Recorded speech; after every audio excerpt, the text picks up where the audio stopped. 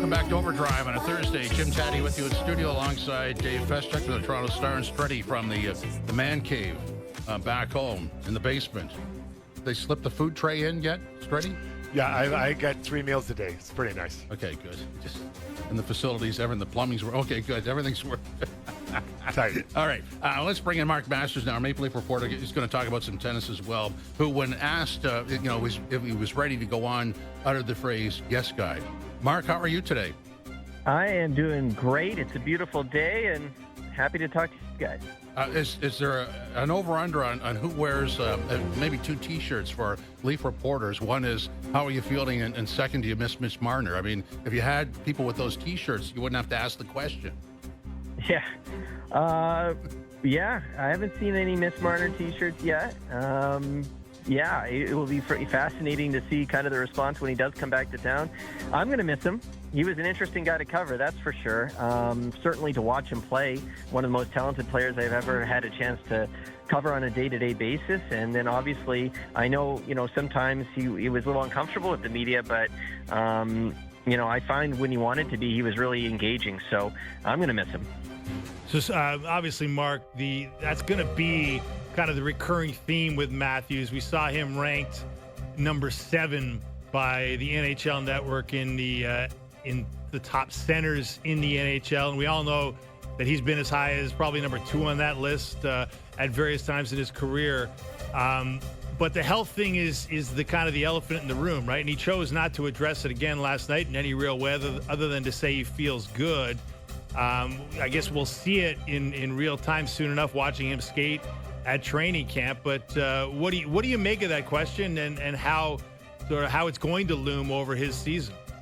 Yeah, I mean, it's the big question, right? If he's healthy, he's right at the top of the league in terms of centers. Obviously, McDavid, McKinnon, Draisaitl, obviously he can be part of that group if he's healthy, which he wasn't last year. But, he doesn't like to talk about his health. Fair enough. He was a one-word answer last night at the Hockey Night in Brampton. Just good. So, I mean, we'll see what he looks like at training camp. But that will be the big question for him, because if he's healthy, changes a lot of things for this Maple Leafs team. And with Marner leaving, they're really going to need him to be healthy and carry the load. Masters, I asked the guys this question, and I want the same question to you. Knowing him as you do and you follow him every day, is there a chance that maybe Austin puts so much pressure on himself to be everything, especially early in the year, that it could, just trying to do too much might affect his game? Well, the question last year was, did he play through the injury when he should not have, right? Like, it happened in training camp last year.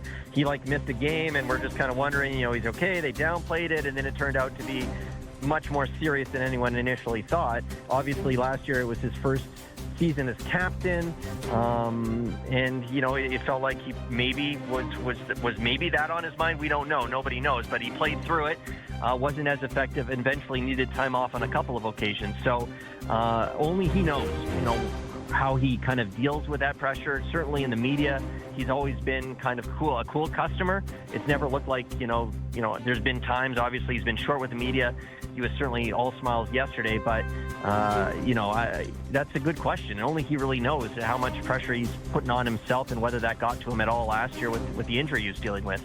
And really, the pressure doesn't go away. As the captain, everybody would expect him to return to his totals from the year before, or maybe a little less than that, because that was stupendous. But they're looking for him to sort of grab this thing and push it forward, albeit without Marner. So, I mean, as we go along through the regular season, Mark, I think you'd agree we're going to sort of measure every 5 to 10 games as to where the team is, but also where he is, right?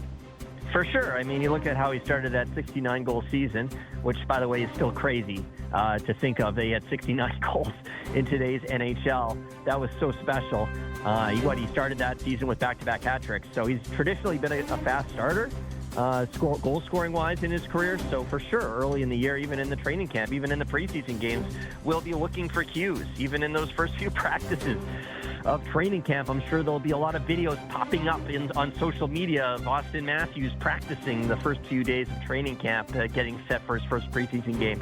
How does he look? Is there any sign of discomfort at all? And yeah, we'll be tracking that. That's going to be a storyline all season long because he's going to also have a new right winger, you would think. We'll see who ends up taking that Mitch Marner spot on the top line and how he adjusts to that, if there's any adjustment at all. It's going to be fascinating to see how Austin Matthews kind of approaches this next season and how it all comes together for him.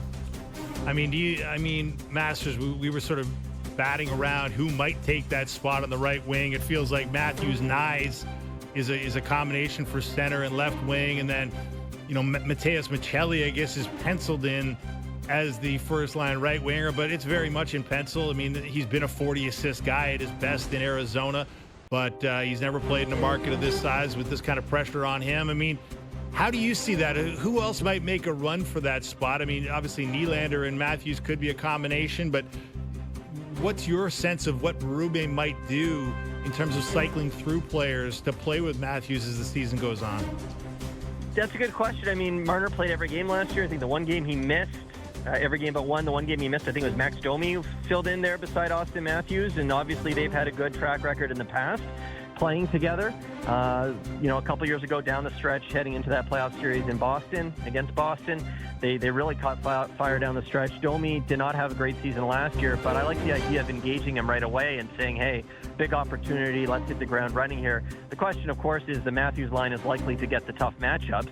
That's what Craig Berube likes to do, and that's a big reason why William Nylander did not get any sort of sustained look on that spot, it felt like, at least. And so I like the idea of Max Domi there. It'll be a storyline that we'll be watching all training camp to see who's there. Michelli as a newcomer to the team. Do you want to put that pressure on him right away, trying to bounce back from a tough year, put him right beside Austin Matthews? I know Sheldon Keefe always liked that idea of the new guy coming in and making him feel important right away. I remember Kelly Yarncroke got signed, and he started training camp on the line with Austin Matthews, and they wanted him to feel like, okay, you're really a big part of this. So that's one way of approaching it. I'm not sure what Berube is going to do. I just know personally I like the idea of the Domi-Matthews connection. We know they've had success in the past, and I just want to get Domi up and running right away next season. What area of Matthew Nye's game do you think has the biggest opportunity for growth now that he may be asked to carry the puck or do more than when there was Marner on the opposite wing? Well, I know when he signed his extension, he said the area he was focusing on was skating better. I think everyone says that to a degree. They want to get faster. He's a big guy. If he can add a little bit more speed. He was already, it felt like, surprising a lot of guys with his speed last season, and just the burst that he had to I'll never forget one of the best goals of the season was that buzzer beater in Pittsburgh, where just, the face-off in his own zone, and he just bursts through and beats Erik Karlsson and stops the clock with 0.1 seconds left. So I find him already to be pretty fast for a big guy, but if he can add an extra step, I'm sure that would be helpful. And I just think he's still a young guy.